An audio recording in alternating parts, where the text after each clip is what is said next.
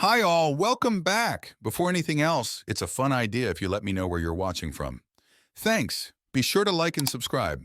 Now let's relax and get into it. I sit at the end of the long, polished dining table, my glass of wine half empty, untouched for the last 30 minutes. The room is alive with laughter, the sound bouncing off the high ceilings. Julia, my wife, is at the center of it all. Her laughter is the loudest, her smile the brightest, as she recounts a story from work.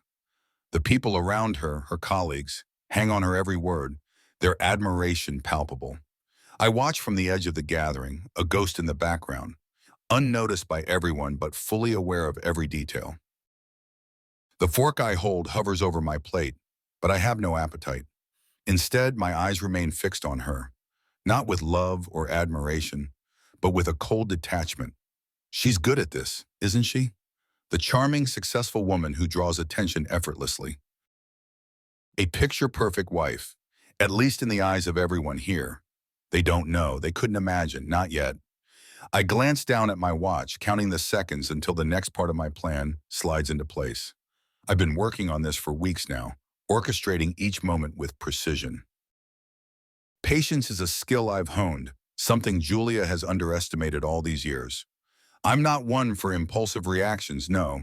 That's not me. I prefer to wait, to let the pieces fall exactly where I want them to, just as I've engineered them to. The conversation shifts, and I see my opening. One of Julia's closest friends, Amanda, leans over and asks about a recent project Julia was involved in at work. The perfect opportunity. I let the hint of a smile touch my lips, a smile no one notices. I clear my throat, leaning forward just slightly, ensuring my voice carries across the table. It's funny, I begin casually, swirling the wine in my glass. I heard some interesting things about that project the other day. Apparently, there were some irregularities in the financial reports. Nothing too serious, I'm sure, but enough to cause a little stir. The words hang in the air for a moment, seemingly harmless, but I can already see Amanda's brow furrow. Julia turns to look at me, her smile faltering just the slightest bit, and I meet her gaze without blinking. She knows I've never been one to gossip, especially about her work. That tiny shift in her expression, it's the first crack, small, almost imperceptible to the others. But I've been waiting for it. A seed of doubt planted and already taking root. Amanda's curiosity is piqued. Really? She asks, glancing between Julia and me. I hadn't heard anything about that. Julia recovers quickly, laughing it off with a dismissive wave of her hand. Oh, it's nothing. Just a small mistake in the paperwork. It was sorted out weeks ago. Her voice is steady, confident, but I can see the tension in her eyes. She's not sure what I know, and that uncertainty is my greatest weapon. The conversation shifts again, moving away from the work talk, but I can see the ripple I've caused. It's subtle, just enough to sow a little doubt among her colleagues, the people whose opinions matter most to her. I remain silent for the rest of the dinner, content to let the doubt fester on its own. I reflect on how far I've come since the night I first discovered the affair. That night, when I sat in the darkness of our bedroom, staring at the phone screen in disbelief as her text with Eric unfolded in front of me, I remember how calm I was, even then, as I read the words she'd sent him, the words that cut deeper than I thought possible. But I didn't confront her that night. I didn't scream or cry or demand answers. I simply closed the phone, slid it back to where I'd found it, and began to think. That's when I made the decision. No impulsive confrontation, no dramatic outbursts. Julia wasn't going to get away with it, but I wasn't going to give her the satisfaction of seeing me broken. No, I would destroy her life piece by piece in a way she wouldn't even notice until it was too late. I would turn her world upside down, and she would never know it was me pulling the strings. Now, sitting at this table, I feel no anger, no resentment. I feel only control, the thrill of watching my plan unfold as smoothly as I'd envisioned. Julia laughs again, louder this time, but I can see the slight tightness around her eyes. She's wondering what else I might know, what other moves I've made that she hasn't seen coming. The game has begun, and I intend to win. It started with the small things. A shift in her routine, almost imperceptible at first, but noticeable if you paid close enough attention. And I did. I had always been observant, attuned to the details most people glossed over. Julia's lateness, for instance, initially explained by some mundane excuse about meetings running long or drinks with coworkers, became more frequent. The warmth in her smile that used to be reserved for me seemed to wane, replaced by a distracted look, her thoughts elsewhere. I ignored it at first, telling myself that it was the stress of her job, the constant pressure she was under to perform, but deep down something gnawed at me. I remember the first real moment of doubt. We were lying in bed and she was scrolling through her phone, the light casting a faint glow across her face. She laughed softly at something, no, at someone, on the screen, a laugh I hadn't heard in weeks. My stomach twisted, a sense of foreboding creeping in, but I didn't say anything. I just watched her, my gaze shifting between the phone and her face, searching for answers in the lines of her expression. Eventually, she placed the phone down on her bedside table and turned to me, kissing me lightly before rolling over and pulling the covers up to her neck. I lay awake that night, my mind racing. The next day, I started paying closer attention. I didn't pry, not yet, but I watched. I noticed how she became more guarded with her phone, leaving it face down or taking it with her wherever she went. It was subtle, but enough to plant the seed of suspicion. There were moments, like when she came home late after a supposed client dinner, the smell of wine on her breath stronger than usual, her eyes glazed with a faint guilt that she masked with a smile. I wanted to confront her then, but something stopped me. The timing wasn't right. Not yet. One evening, after she had fallen asleep, her phone buzzed softly on the nightstand. I glanced over, my pulse quickening as the screen briefly lit up. I hesitated, a mix of dread and curiosity warring inside me. She was asleep, her breathing deep and steady beside me. I reached for the phone, my fingers trembling slightly as I swiped the screen open. The messages were innocuous at first, work emails, a couple of texts from her sister, but then there it was, the name, Eric. The messages were casual on the surface, but I could see the undertones, the familiarity between them. My chest tightened as I scrolled further back, each text a small betrayal, each word confirming what I had begun to fear. There were jokes, flirty comments, references to meetings I hadn't known about. The worst was a photo, a selfie she'd sent him, smiling in a way she hadn't smiled at me in months. I remember sitting there in the darkness, the phone heavy in my hand, the weight of her deception pressing down on me. I expected to feel rage, the kind of blinding fury that might make a weaker man wake his wife in the middle of the night and demand answers. But I didn't feel that. Not yet. Instead, there was a coldness, a stillness that settled over me as I put the phone back down, careful not to wake her. The pieces were falling into place, and I wasn't going to rush this. The next morning, I was calm. I went about my day as usual, playing the role of the dutiful husband, all while my mind calculated.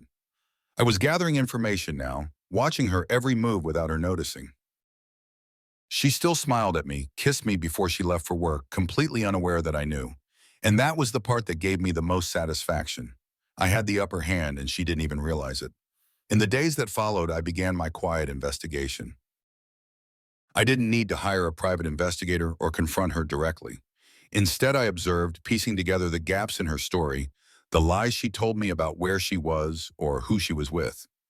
I learned more about Eric. He worked with her, just as I had suspected. I found photos of them together at work events. Nothing incriminating at first glance, but the chemistry was there, in the way they stood close, the way she looked at him when she thought no one was paying attention. I took my time, waiting for the right moment.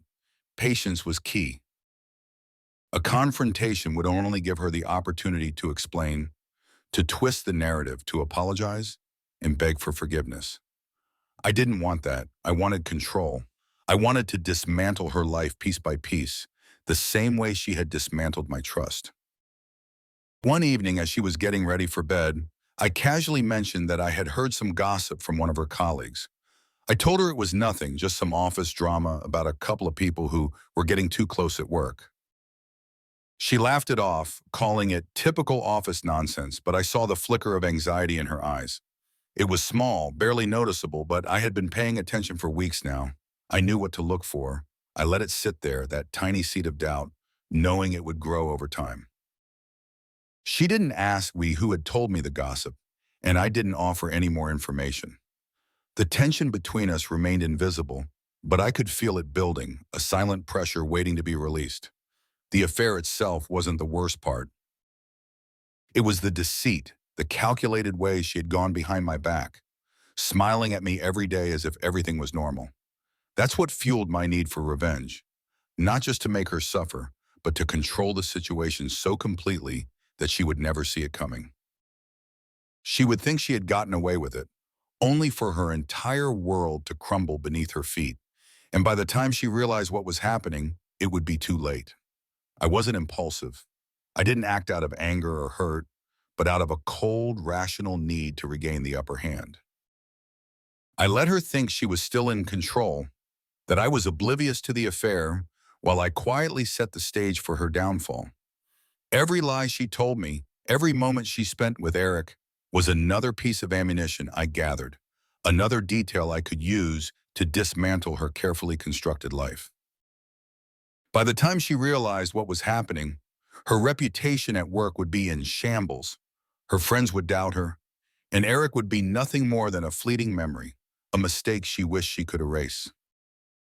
I would destroy her the way she had destroyed me, not with a single blow, but with 1,000 small cuts that would bleed her dry before she even understood why.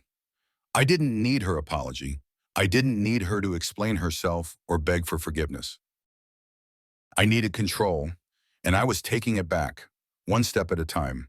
For now, I waited, watching her closely, waiting for the right moment to strike. The game had only just begun. Back in the present, my plan was well underway. Each step was calculated, each move deliberate.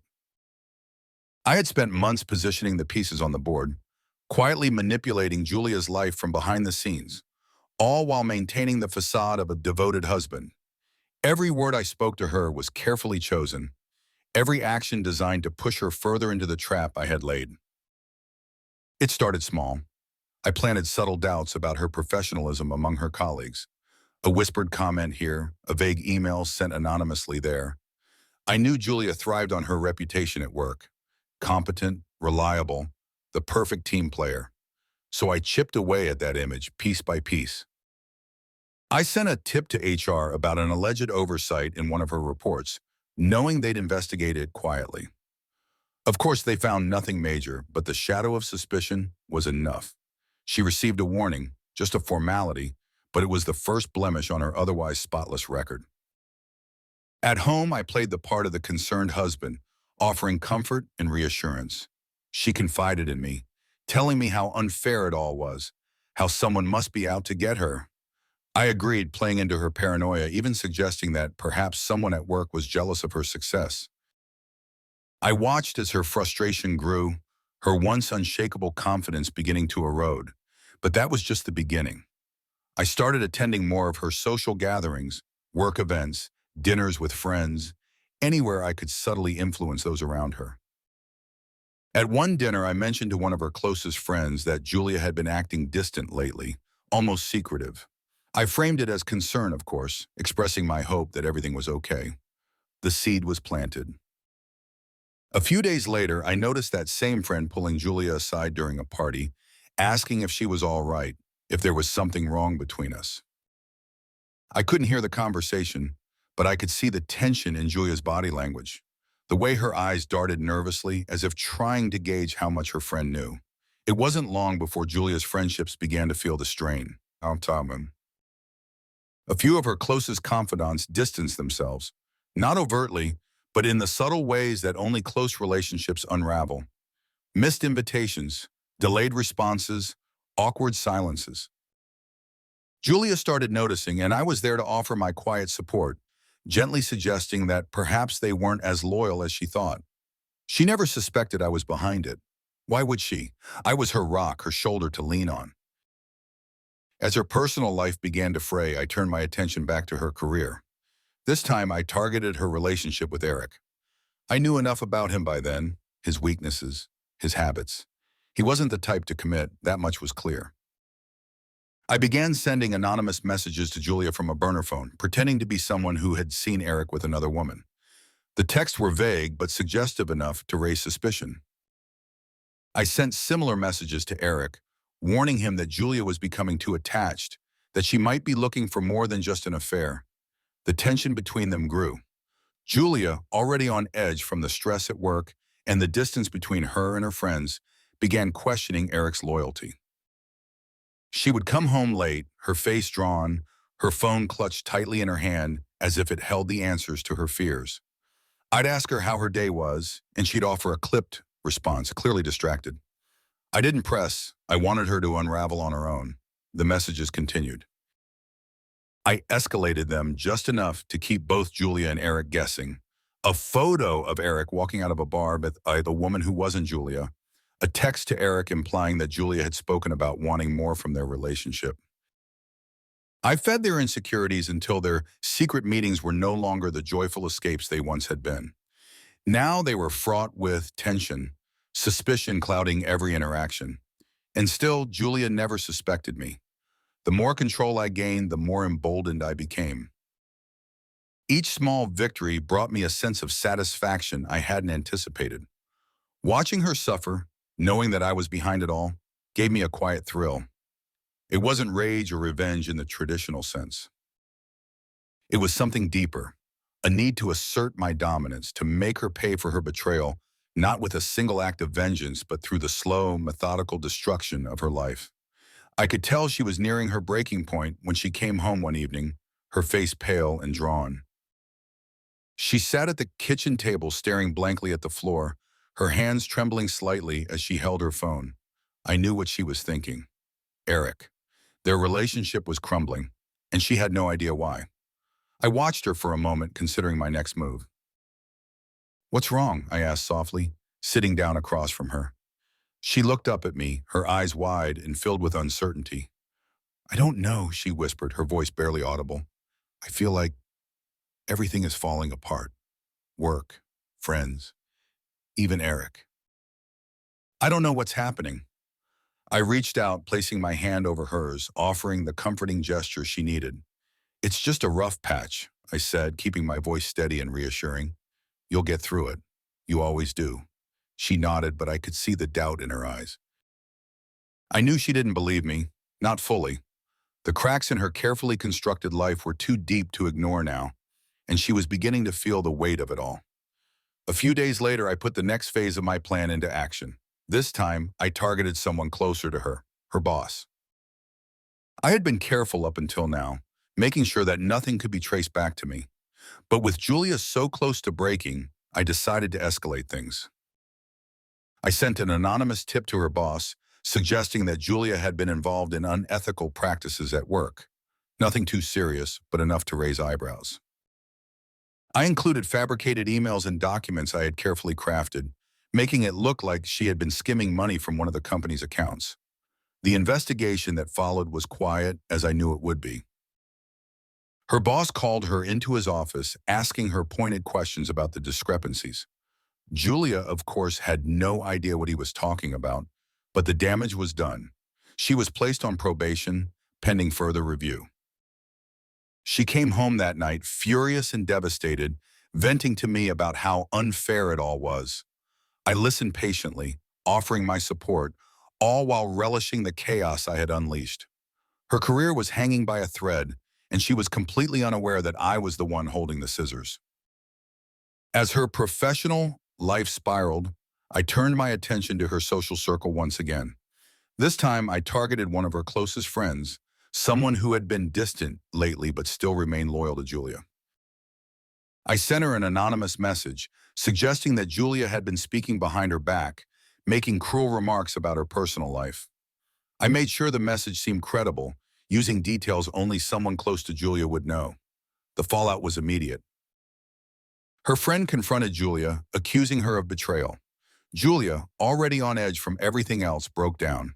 They argued, and by the end of the night, their friendship was shattered. It was a small victory, but it was enough to push Julia further toward the edge. Eric, too, was beginning to distance himself. The strain of the anonymous messages, the growing distrust between them, had taken its toll. They argued frequently now, their once secret affair reduced to bitter exchanges and accusations. I knew it wouldn't be long before Eric ended things entirely, leaving Julia even more isolated. I could see it all coming together. Her work, her friendships, her relationship with Eric, everything was unraveling, just as I had planned. And still, she had no idea that I was behind it all. The final blow came when I leaked a piece of information to her boss about the affair. I made sure it was vague, just enough to suggest that Julia had been involved with someone at work. It wasn't hard to make the connection to Eric, given their closeness, and once the rumors started circulating, it wasn't long before it reached her superiors. Julia was called into another meeting, this time with HR. The questions were more direct, more invasive. She denied everything, of course, but the damage was already done. Her reputation was in tatters, her career on the verge of collapse. When she came home that night, she didn't say anything. She just sat at the kitchen table, staring blankly ahead, her hands shaking slightly. I knew she was broken, her once perfect life in ruins, and I had done it all without her ever suspecting me. I sat down across from her, offering my silent support, just as I had done throughout the entire process. The game was nearly over, but I wasn't finished yet. Not until everything was gone. The nights after I discovered Julia's affair were the hardest. It wasn't the physical betrayal that cut the deepest. It was the emotional deceit, the way she had gone behind my back with a smile on her face, pretending everything was fine. It was as though every moment we had shared over the years was built on a foundation of lies. That realization tore through me like a serrated blade, leaving a wound that refused to heal. I remember lying awake beside her, staring at the ceiling while she slept soundly, as if she hadn't shattered the life we had built together. My mind raced through all the possible confrontations, the angry words I could have thrown at her, the accusations, the demands for answers. But I couldn't bring myself to act impulsively. I refused to be the man who lost control, who let his emotions dictate his actions. No, I needed to maintain control over myself and over her. Confronting her in the heat of the moment would have given her the power to manipulate the situation, to twist my anger into something that suited her narrative. Instead, I focused on the bigger picture.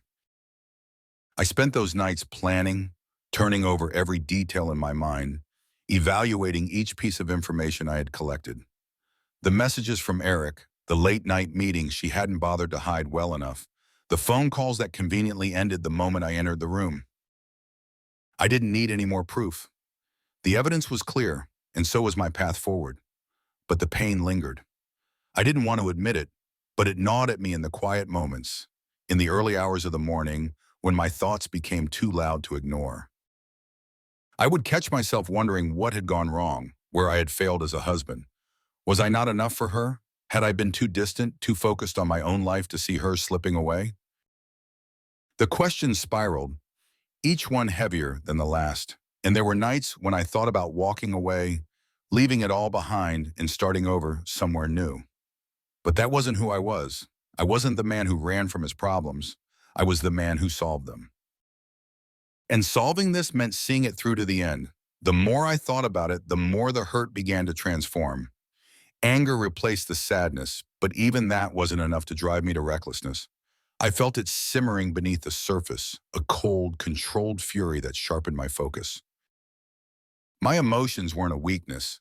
They were a weapon, and I intended to wield them with precision. During the day, I played the role of the perfect husband, continuing the charade just as she did. I kissed her goodbye in the mornings, asked her about her day in the evenings, and listened to her talk about work with feigned interest.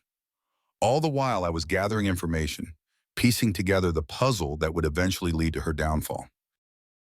I kept my distance emotionally, not too far as to raise suspicion, but just enough to give myself the space I needed to remain objective. It wasn't easy. There were moments when the temptation to confront her head-on became almost overwhelming. Like the night she came home late from one of her so-called work meetings, the scent of another man's cologne lingering faintly on her clothes. I could have torn into her then, demanded to know if she had been with Eric, forced her to confess, but I held back. Losing control would have meant losing the upper hand, and I couldn't afford that. Instead, I continued to watch, to wait. As I gathered more information, the plan began to take shape. It wasn't enough to simply expose the affair. I needed to dismantle her life, piece by piece, the way she had dismantled our marriage. It had to be methodical, calculated. Each step had to be carefully considered, each action designed to slowly erode the foundation of her world until there was nothing left. I started with her professional life. It was the easiest to manipulate, given how much she valued her career.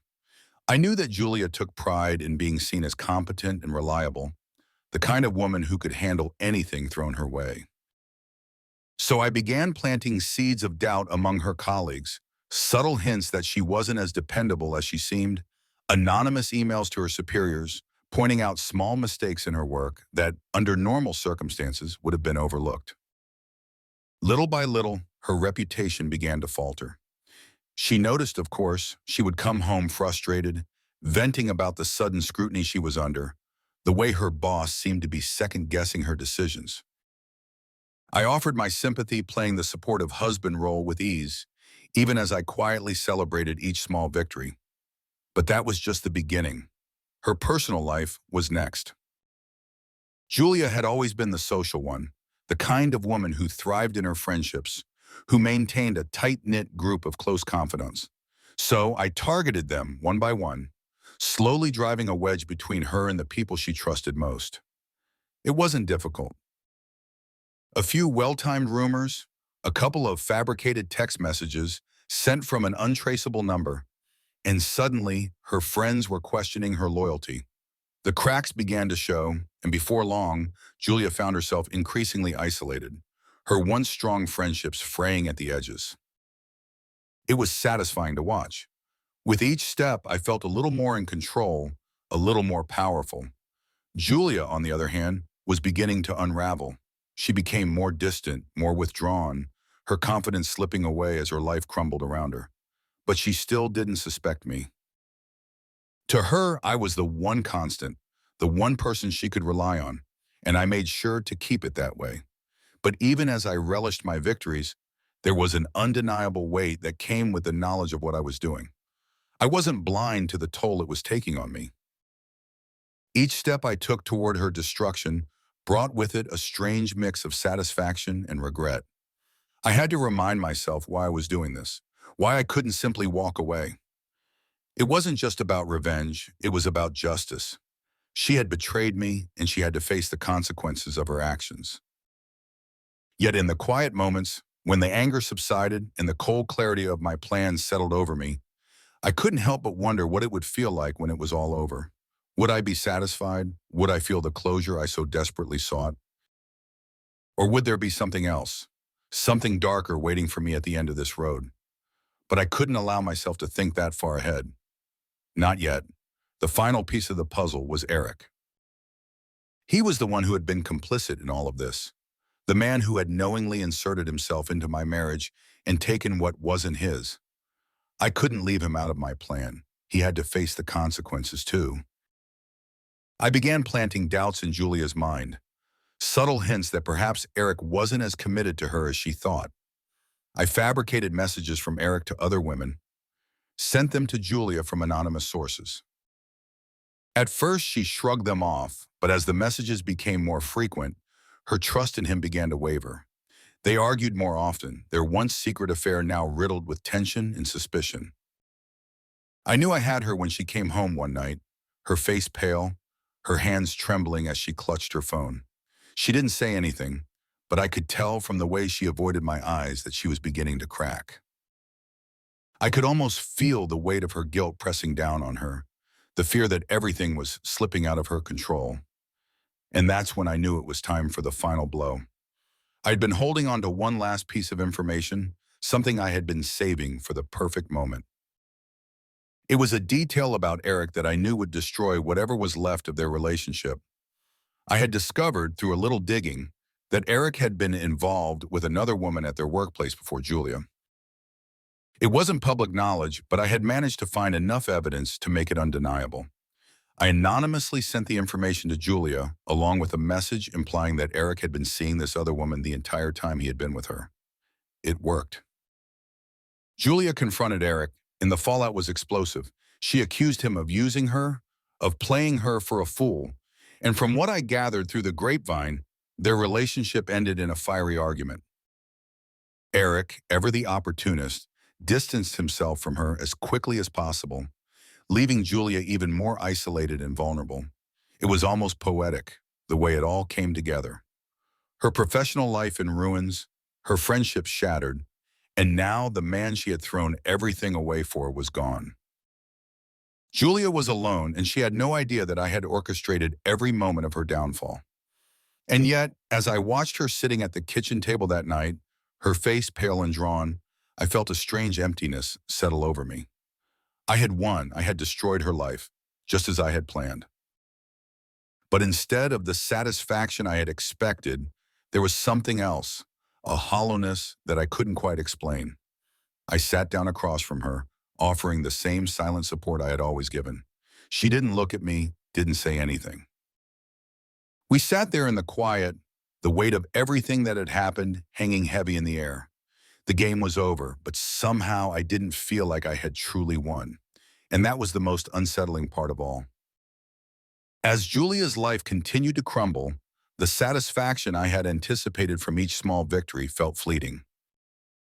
Watching her lose control, watching her face professional setbacks, social alienation, and the collapse of her affair with Eric, there was a grim satisfaction, yes, but something else had begun to linger in the shadows of my mind. I ignored it at first, pushing it aside in favor of the momentum I had built. The plan was still unfolding, and I couldn't afford to be distracted by introspection. Not yet.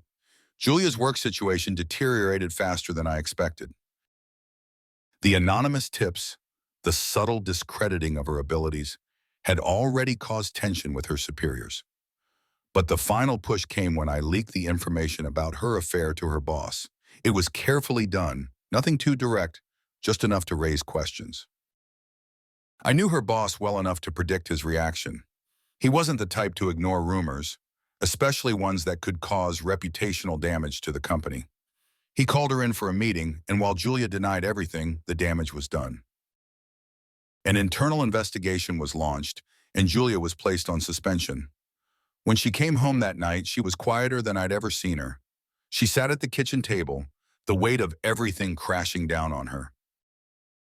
I watched her from across the room, pretending to busy myself with mundane tasks, but I was really studying her. Every subtle shift in her posture, the way she held her hands together tightly, as if trying to physically hold herself together. "I don't understand what's happening," she finally said, her voice barely above a whisper. I looked at her, offering a sympathetic nod. "It's just a rough patch," I replied, echoing the same words I'd offered her so many times before.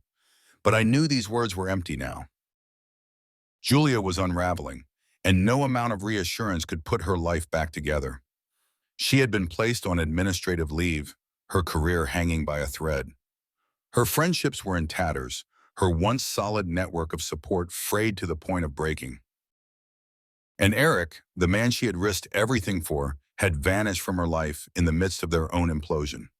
I had orchestrated every aspect of her downfall, and now there was nothing left for her to cling to. But still, as I watched her, a question gnawed at me. Why didn't I feel the triumph I had expected? I had done what I set out to do, destroyed her life in a way that was both methodical and complete. So why did it feel hollow? The following days brought more of the same. Julia barely left the house. She stopped answering calls from the few remaining friends who hadn't already distanced themselves. The energy she once had, the vibrancy that had drawn people to her, had evaporated. She moved through the house like a ghost, barely acknowledging my presence. I was the only constant left in her life, and I wondered how much longer it would be before she realized that I had been behind everything all along. The final piece of my plan was still waiting, the blow that would destroy what little remained of her reputation. I had been holding on to it, waiting for the right moment. It wasn't enough to ruin her professional and personal life. I wanted her to feel the sting of public humiliation, The knowledge that everyone around her knew what she had done. It had to be done carefully, though. It couldn't trace back to me. The perfect opportunity came when one of her former friends, a woman named Lauren, reached out to her. Lauren had always been one of the more influential figures in Julia's social circle, and while they hadn't spoken in weeks, Lauren seemed eager to catch up. I had planted the idea in Lauren's mind through a series of anonymous messages, hinting that Julia wanted to make amends. It was easy to manipulate. Lauren was curious, and I knew she wouldn't be able to resist the chance to get the full story. I encouraged Julia to go, subtly, of course. "It might be good to get out of the house, reconnect," I said one evening. "It's probably just a misunderstanding between you and Lauren. It could help clear things up." Julia seemed hesitant, but the idea of repairing at least one aspect of her shattered life must have been too tempting to resist. She agreed, and the meeting was set for the following weekend. What Julia didn't know was that I had already prepared for this moment. I had gathered every piece of evidence I had accumulated, screenshots of her messages with Eric, emails, photos, and compiled them into a dossier. The night before her meeting with Lauren, I anonymously sent the file to Lauren. It was damning, irrefutable proof of Julia's affair and the lies she had told to cover it up.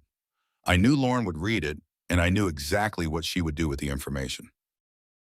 The next day, Julia left to meet Lauren, hopeful for some form of reconciliation. I stayed behind, knowing that by the time she returned, her world would be irreparably broken. When she walked through the door later that afternoon, the look on her face told me everything I needed to know. She was pale, her eyes hollow, as if whatever life had been left in her had been drained away in those few hours. She didn't say anything.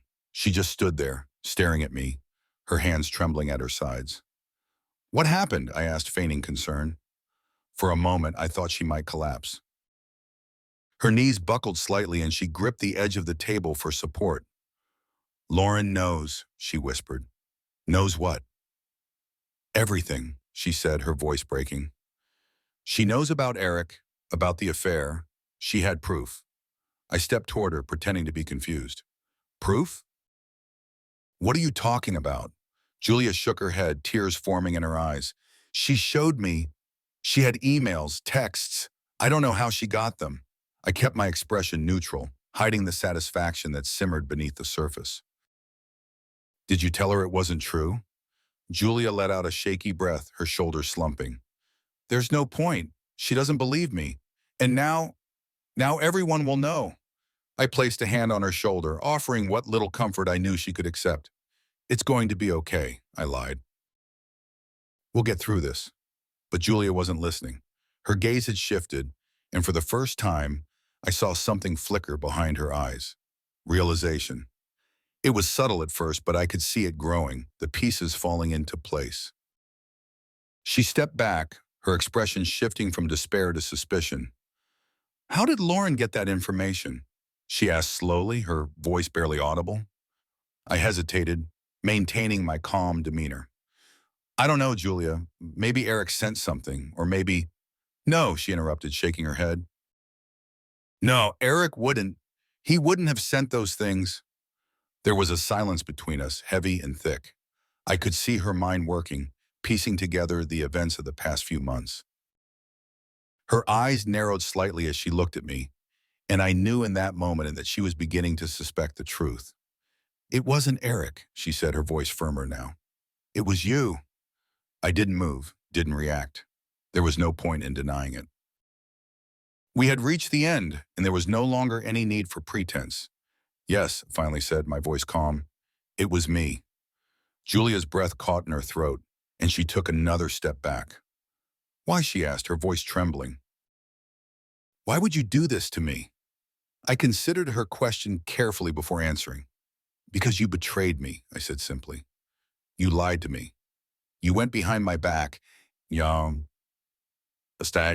you destroyed our marriage." I couldn't let that go unpunished. Julia's eyes filled with tears, but there was anger there too, a deep, simmering fury that I hadn't expected. "You ruined my life," she whispered. "You took everything from me." I didn't deny it. I did. For a long moment, neither of us spoke. The air between us was thick with tension. with the weight of everything that had happened. Julia stared at me, her expression a mix of disbelief and rage. "You think this makes you the better person?"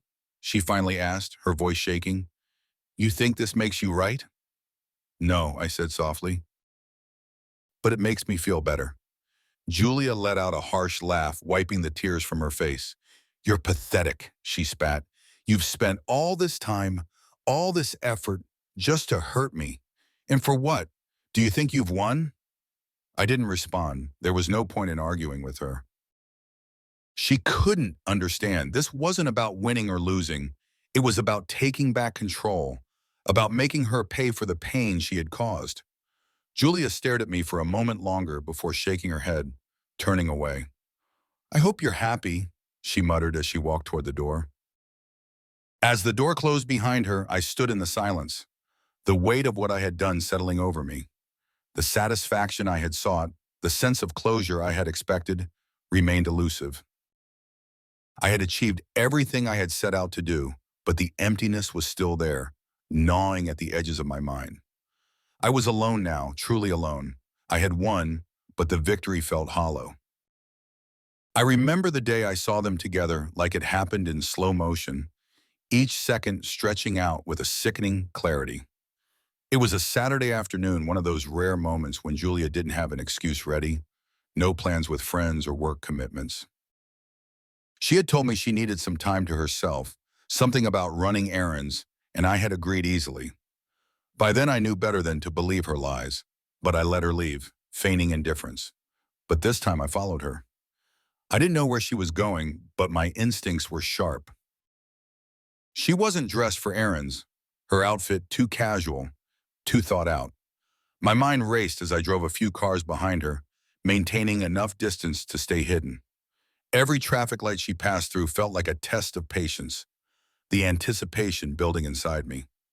Then I saw them. Julia was sitting outside a cafe, her back to the street, leaning in close to Eric. They weren't holding hands or kissing, but it was intimate in a way that was undeniable. Her body language was different, more relaxed, as if a weight had lifted from her shoulders. There was a glow about her, a lightness that she hadn't shown around me in months, if not longer. I stopped the car a few hundred feet away, keeping myself obscured behind a row of parked vehicles, and watched. They talked for what felt like an eternity, sipping coffee, laughing as if everything in the world was perfect. Every chuckle, every smile Julia gave him felt like a punch to the gut. My jaw clenched so hard I thought my teeth would crack. But I didn't move. I couldn't. Something in me wouldn't allow the outburst that simmered under my skin. Instead, I stayed still, seething in the quiet fury that had become so familiar. The scene in front of me was just a confirmation of what I had already known, but seeing it play out right there in the open brought a new level of pain. It wasn't just the betrayal itself, it was the ease with which she lived this lie. The ease with which she smiled at him as if the life we had built meant nothing. I felt sick watching them, but I couldn't look away. I let the anger build, let it take root inside me, deeper than ever before. They left the cafe together, walking side by side down the street. I waited until they had disappeared around the corner before pulling away, my mind already turning over how I would use this moment. It wasn't just about watching them anymore. It was about using what I had seen to fuel the final stages of my plan. The pieces were all there now.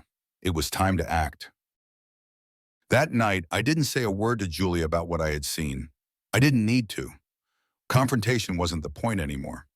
The days of emotional outbursts or demands for explanations had passed.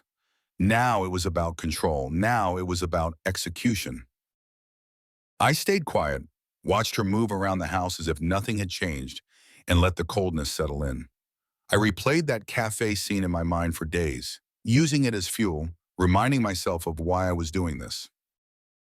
Each smile, each laugh was a nail in the coffin of our marriage, and it steeled my resolve. The time for the final act was approaching, and I was ready. I took action the following week. The first step was gathering what I needed to make sure Julia would never recover from this. I had plenty of information, but it needed to be compiled in a way that couldn't be ignored. I collected everything, emails, texts, even the few photos I had snapped that day at the cafe. It was all coming together like a perfectly choreographed dance, one I had rehearsed in my mind over and over again. The flashback of that cafe scene played in my mind as I sat at my desk, preparing the final blow. My hands moved with precision, uploading the files, writing the emails. There was no rush in my actions, no hesitation. It felt almost surgical, methodical.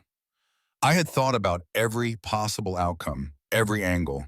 By the time I was done, the evidence against Julia was overwhelming.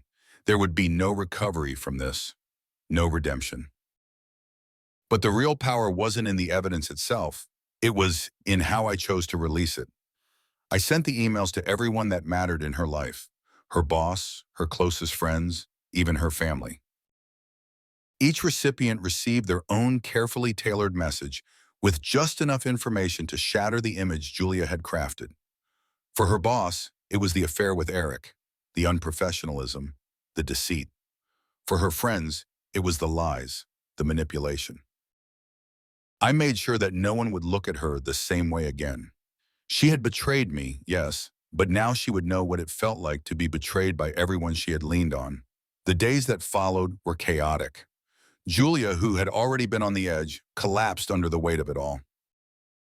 Her phone rang constantly, each conversation more strained than the last. She tried to explain, to apologize, but it was too late. The damage was done. She had lost her job, her friends had turned their backs on her, and her family barely spoke to her. Eric, the man she had risked everything for, had distanced himself completely, unwilling to be tied to the fallout. And yet, despite the destruction I had caused, I found myself in a strange state of detachment. I watched her fall apart with a cold, clinical satisfaction, but it wasn't the catharsis I had imagined. There was no rush of triumph, no moment of victory. I had won, but it didn't feel like a win. One night, I came home to find Julia sitting at the kitchen table, her face pale, her eyes red from crying. She looked up at me as I entered, and for a moment, there was silence between us. I could see the defeat in her eyes, the realization that there was no way out of this. "You did this," she said quietly, her voice barely above a whisper. I didn't respond. There was no point in denying it anymore. "Why?" she asked, her voice cracking. "Why would you do this to me?" I leaned against the counter, folding my arms across my chest. "Because you deserved it," I said evenly. "You betrayed me, and this is the consequence." Julia let out a shaky breath, wiping her eyes with the back of her hand. "You've destroyed everything," she said, her voice trembling. "My life. It's ruined." I watched her for a moment, feeling nothing but a hollow sense of completion. "You ruined it," I corrected. "I just made sure you faced the consequences." She shook her head, tears streaming down her face. "This doesn't make you right," she said. "It just makes you cruel." I didn't respond. There was nothing left to say. The game was over, and I had played it perfectly. Julia had lost everything, just as I had intended. She stood up slowly, her movements heavy with defeat, and walked past me without another word. The door closed behind her with a soft click, leaving me alone in the house. I stood there for a long time, the weight of what I had done settling over me like a thick fog. I had achieved everything I set out to do, but instead of feeling victorious, I felt empty. The revenge that had once consumed me had now run its course, leaving nothing but a hollow space in its wake. I had destroyed Julia's life, but in doing so, I realized I had destroyed something in myself as well. The man I had once been was gone, replaced by this cold, calculating version of myself that I barely recognized. And that was the most devastating consequence of all. In the end, I wasn't sure who had truly won. The final act of my revenge unfolded exactly as I had planned. Julia's public humiliation was complete, her career destroyed, her friendships severed, and Eric, her lover, her escape, had disappeared from her life without a trace. I had watched from the shadows, orchestrating every step with precision, waiting for the moment when it would all collapse around her. And now, as I stood before her in our kitchen, I could see it in her eyes, the realization that it was me, that I had been the one pulling the strings all along. Her voice was barely a whisper when she asked, "Why? Why would you do this to me?" I didn't flinch. I didn't offer any excuses or justifications. There was no need. "You betrayed me," I said simply. "And this is the consequence."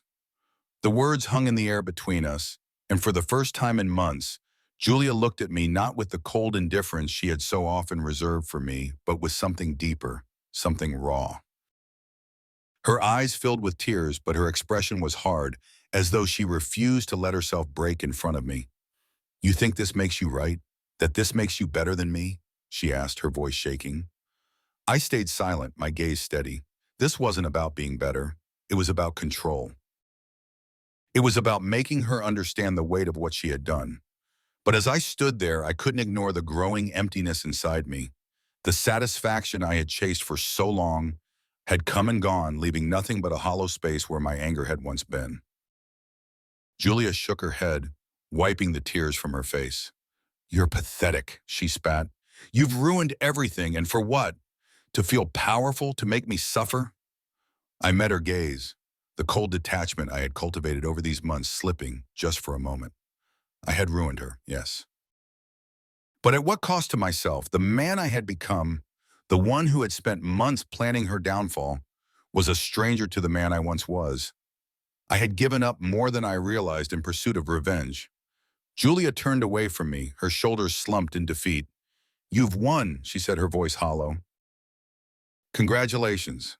And then she was gone, walking out of the room and leaving me standing alone in the quiet aftermath of my victory.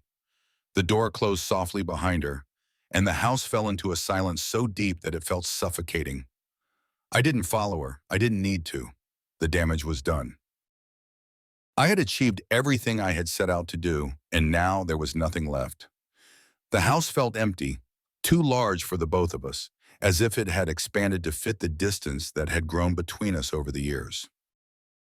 I stood in the kitchen for what felt like hours, staring at the place where Julia had stood, replaying her words in my head. "You've ruined everything." She was right, of course. I had. But the truth I hadn't allowed myself to confront until that moment was that in ruining her life, I had ruined my own. The man I had been when this all started, the husband, the partner, the person who had believed in our marriage, was gone, lost to the cold logic of revenge. I had won the game, but the victory felt hollow and the cost had been too high.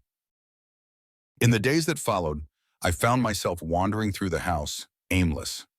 Julia's presence was a shadow, her things still scattered around the house as if she hadn't yet accepted the full weight of what had happened. But she was different now. She moved quietly, avoiding me, her eyes hollow, her face pale. We didn't speak much, but when we did, the words felt like formalities. Empty, distant. She was broken, and I had been the one to break her. But in breaking her, I had shattered something in myself as well. I had expected to feel vindicated, to feel to feel closure. Instead, all I felt was the weight of my actions pressing down on me, heavier with each passing day. The satisfaction I had chased was fleeting, replaced by an emptiness I couldn't ignore. Julia's life had unraveled, and so had mine. I had been consumed by my need for revenge, and now, with the game over, I was left standing in the wreckage of what I had done. One evening, a few weeks after the final blow had landed, Julia packed her things. She didn't say anything to me as she moved through the house, gathering her belongings. There was no anger left in her, no fight. She had accepted her defeat, and now she was leaving. I watched her from the doorway, the scene unfolding with a surreal sense of finality. She paused at the front door, her suitcase in hand, and for a moment, I thought she might say something, but she didn't. She just looked at me, one last look, filled with a quiet sadness I hadn't expected, and then she was gone. The house was quiet after that, too quiet. I spent hours walking through the empty rooms, haunted by the choices I had made, by the man I had become. I had wanted control, power, and I had gotten it. But in the end, all I had left was a hollow victory and the lingering echo of my own bitterness. The days turned into weeks, and the weeks into months. I returned to my routine, my life seemingly unchanged on the outside. But inside, something had shifted. The emptiness remained, a constant reminder of what I had lost, of what I had destroyed. In the end, I wasn't sure who had truly won. I had taken back control, but it had cost me everything that mattered. The revenge that had once consumed me now felt like an anchor, dragging me down into a life I no longer recognized. And the bitter truth I had to face was this: revenge had not healed me. It had only left me scarred.